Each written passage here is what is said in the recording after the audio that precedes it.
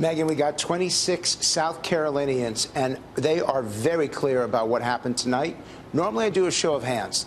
This time, I'm going to do a countdown, and you're going to tell the American people who won this evening. Are you ready? 3, 2, 1. Cruz.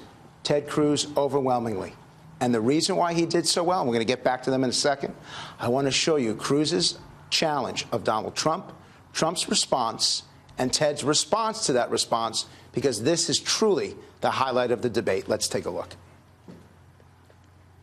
I would suggest we focus on who's best prepared to be commander-in-chief, because that's the most important question facing the country.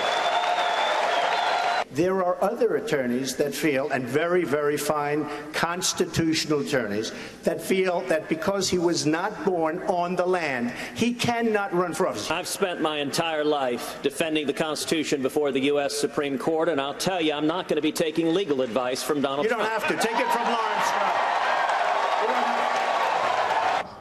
So I got to do a show of hands. Who thought that Ted Cruz beat Donald Trump on that exchange? Raise your hands.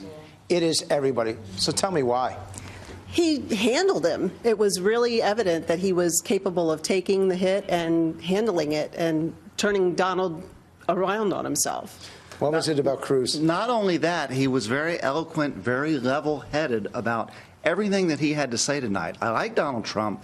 Donald Trump is very opinionated, which doesn't make it easy for him for the debate. Brian, you're the youngest person here. Have you ever voted for president before? No, sir. So who won that exchange? I think Ted Cruz did from the opening statement. I think that he is willing to die for this country instead of staying on his knees. And I feel like Donald Trump isn't willing to do that. I think he's in it for personal gain. Kim, what was so either effective about what Cruz said or where Donald Trump came up short on that exchange? He's so engaging. He just goes, quick. And you can't believe what he says. So someone explain. I want someone to defend Donald Trump here, because a number of you walked in here. William, go ahead. Well, Donald Trump's just making the point that this is a weakness in the Cruz campaign that the Democratic Party is going to go after. Whether it's fair or not, we all know the Democrats, they don't play fair. So he was just making that point to Cruz. Go ahead. I just felt he sounded honest. I like honesty in politics, and that's hard to find. And do you get honesty out of these politicians?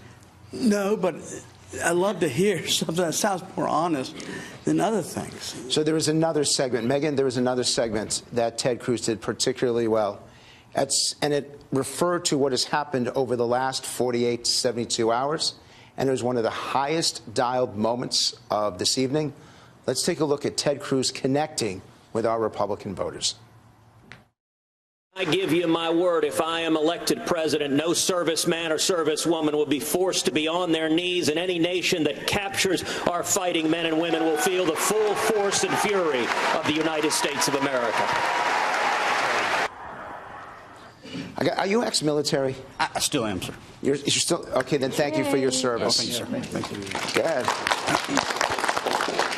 How did you feel when Cruz said that about our men and women in uniform? I think it's very, very important that we take care of our veterans. Are we?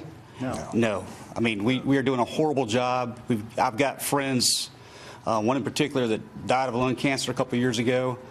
And, you know, he went to the VA up at Dorn, up in Columbia, and they pretty much just let him die. And do you think Ted Cruz is the guy who's going to fight more than any of these other Republicans? I think both he and Donald Trump are really kind of focused on veterans and veterans issues better than anybody else. So I believe Ted Cruz has already demonstrated that with Obamacare. I mean, he is the only one that stood and did exactly what he said he was going to do. But as far as this exchange here, that's probably the scariest thing I've ever seen on television, is pictures of our soldiers on their knees. I mean, that's absolutely terrifying. Do you guys agree with that? Absolutely. Let's hope we don't have to see it again.